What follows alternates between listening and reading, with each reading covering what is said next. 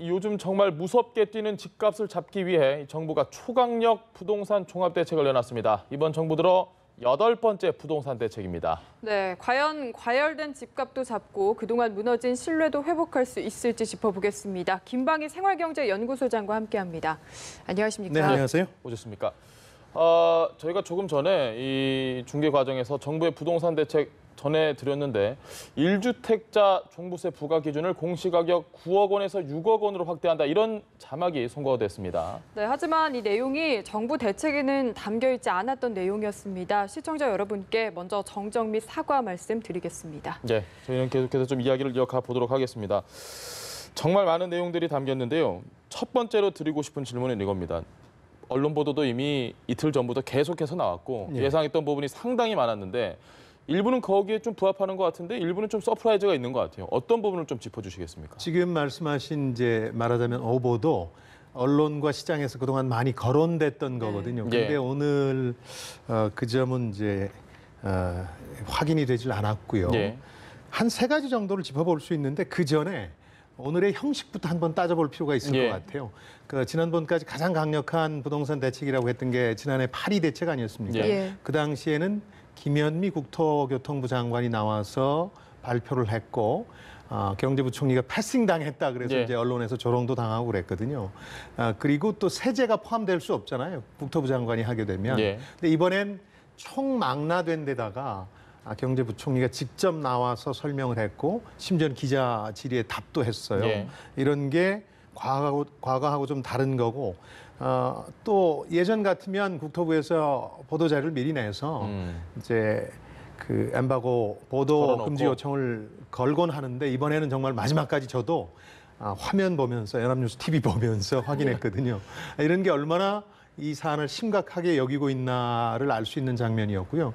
또 하나는 그 범여권의 지원도 만만치 않았어요. 시민 당대표라든가 원내대표도 집으로 돈 벌지 못하게 하겠다는 강경 발언들이 쏟아져 나온 와중에 부총리가 발표를 했는데 확고한 의지가 느껴집니다. 그렇습니다. 그런 결기는 느껴지는데 언론과 시장이 이미 이제 어느 정도 강경한 대책을 예고하고 있었던 마당에 과연 어느 정도 다른 게 나올까가 이제 관심사였거든요. 전 3가지가 눈에 띄었는데 우선 첫 번째는 종부세 세율 자체가 상당히 센 것 같아요. 시장과 언론의 전망은 3%, 즉 참여정부 당시에 종부세가 처음 만들어진 당시로 돌아가는 것 정도로 생각했는데 1.2%까지 과표 구간에 따라서 올리겠다는 거니까 3.2%까지 가는 거니까 더 높아졌네요. 훨씬 높아진 거죠. 이게 이제 시장의 서프라이즈 혹은 쇼크가 될 수 있는 거고 두 번째는 다주택자를 대상으로 하는 거긴 합니다만 여기에 대해서 아예 주택담보대출 받지 못하도록 하겠다는 거. 이제 뭐 LTV, DTI 규제 얘기 많이 들으셨을 텐데 그런 거 따질 필요도 없이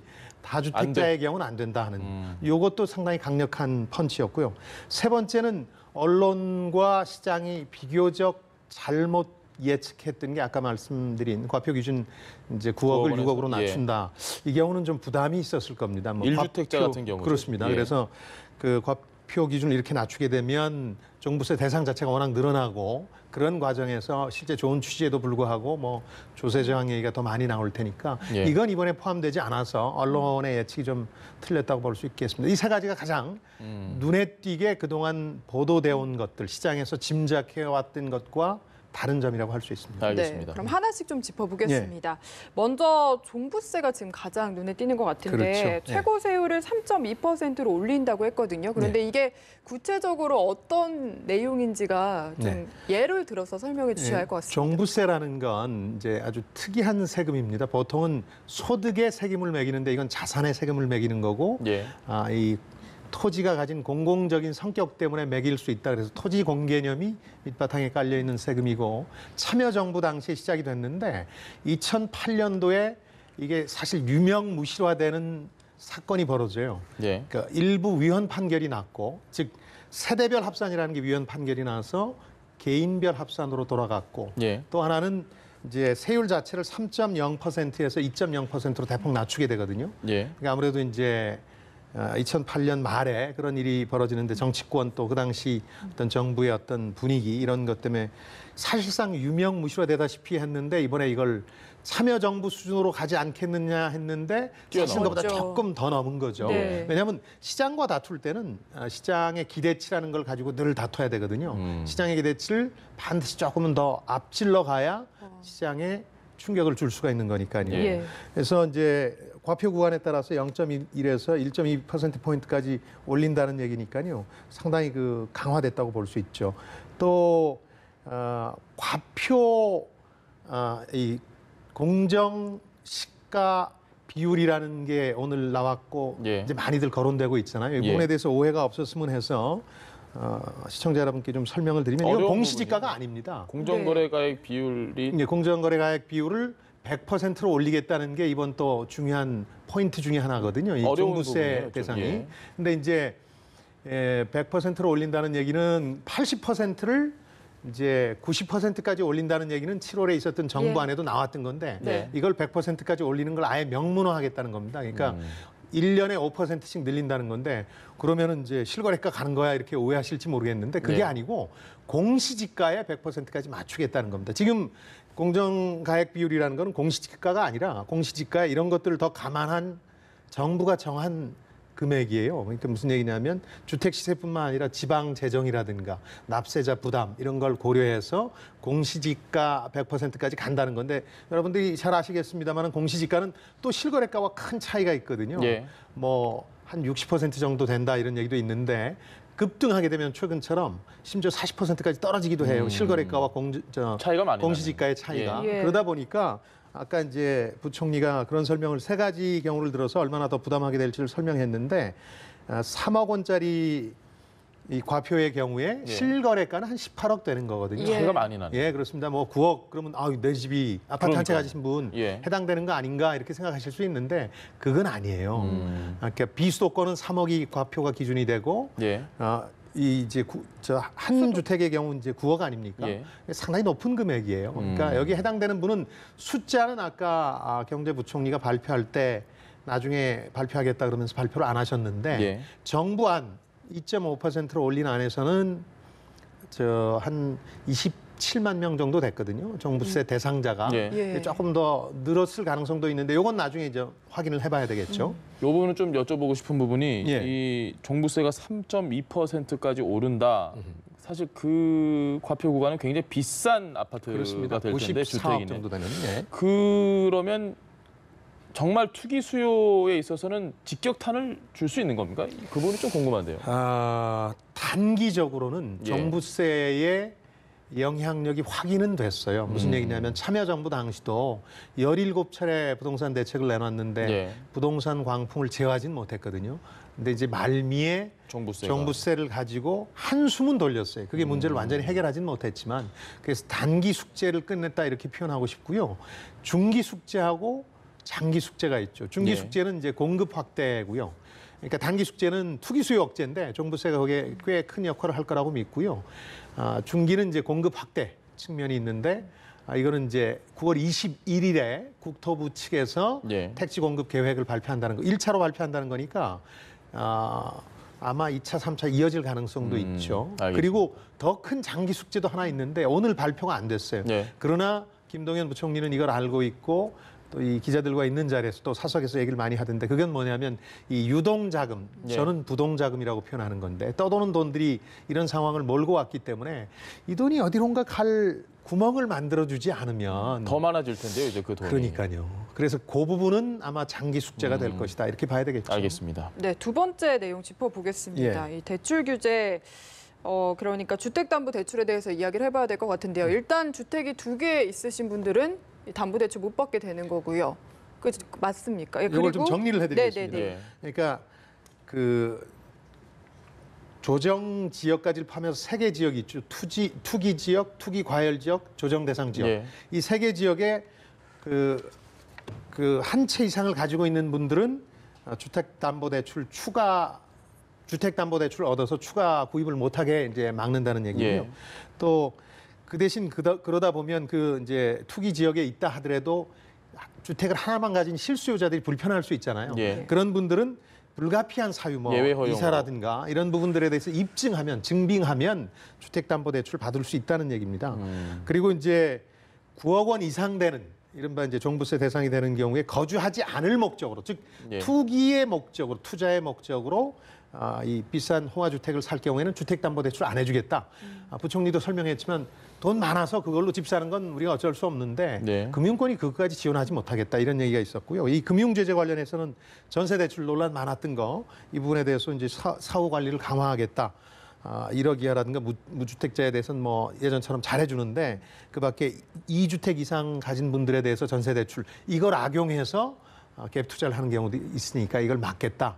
이런 것들이 이번에 이제 예상보다는 강했던 거예요. 주택담보대출 자체를 못하게 한다고 예. 사실 이걸 예상하진 못했거든요. 그래서 이건 상당히 강력한 펀치다 이렇게 봐야 되겠습니다. 알겠습니다. 예. 세 번째 좀 차이가 나는 부분을 짚어주신 게 아마 이 부분은 시청자분들도 관심이 많으실 거예요. 1주택자에 대한 내용이 있는 게 과표 구간이 지금 종부세 기준으로 3억에서 6억 요 사이가 신설이 됐습니다. 네.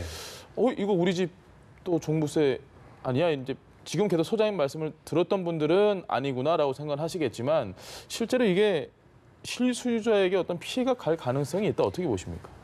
이 3억이라는 게 아까 이제 18억 정도 예. 실거래가가 된다고 그러니까요. 아파트 한 채가 이 정도 가격 하는 데는 몇 군데 없습니다. 짐작컨대 아마 서울 시내에서도 아주 극소수일 예. 겁니다. 그런 점에서 보면 이제 보통 사람들한테 해당이 안 되는데 그냥 이 공정가액 비율이라 그래서 과표를 3억에 이렇게 매긴다 그러면 뭐 큰일 난다고 생각하는데 실거래가, 거래가 되는 금액하고 큰 차이가 있으니까요.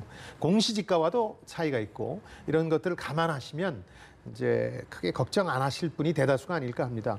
그리고 아까 공정 가액 비율이라는 걸 이제 100% 공시지가까지 4년 안에 올리겠다는 겁니다. 이걸 예. 이제 1년에 5%씩, 지금 80%니까 85, 90 해서 2022년까지 100%를 맞추겠다. 공시지가에는 맞추겠다 그런 얘기입니다. 그 언론들이 결국 이걸 어떤 식으로 지금 풀어내느냐에 따라서 시청자분들께서 아니면 국민들께서도 잘 이해를 하실 수 있을 것 같은데 예.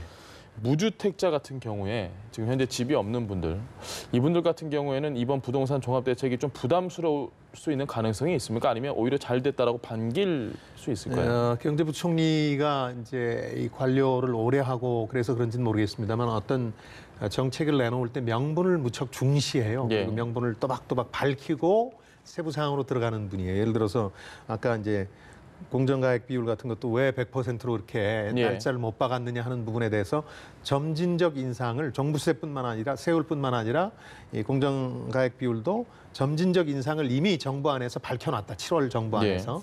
근데 점진적으로 인상하려고 봤더니 시장 상황이 너무 급박하게 돌아가서 이번에 좀 급히 올렸다 이런 예. 뜻입니다.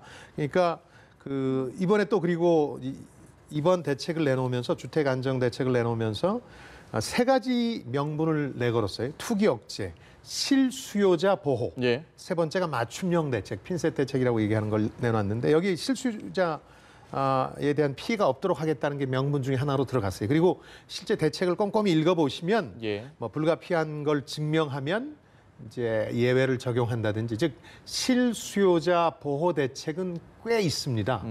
꽤 있습니다. 그래서 또 하나 이제 실수요자들 같은 경우에 DTI나 LTV 규제 같은 것들이 확 떨어질까 봐서 그동안 걱정을 많이 하셨는데 그거에 큰 다주택자나 호화주택자가 아닌 경우는 해당이 안 되기 때문에 오히려 마음을 놓으셔도 되는 거네요. 마음을 놓고 오히려 기회가 더 생길 수도 있다. 대출에 대해서는.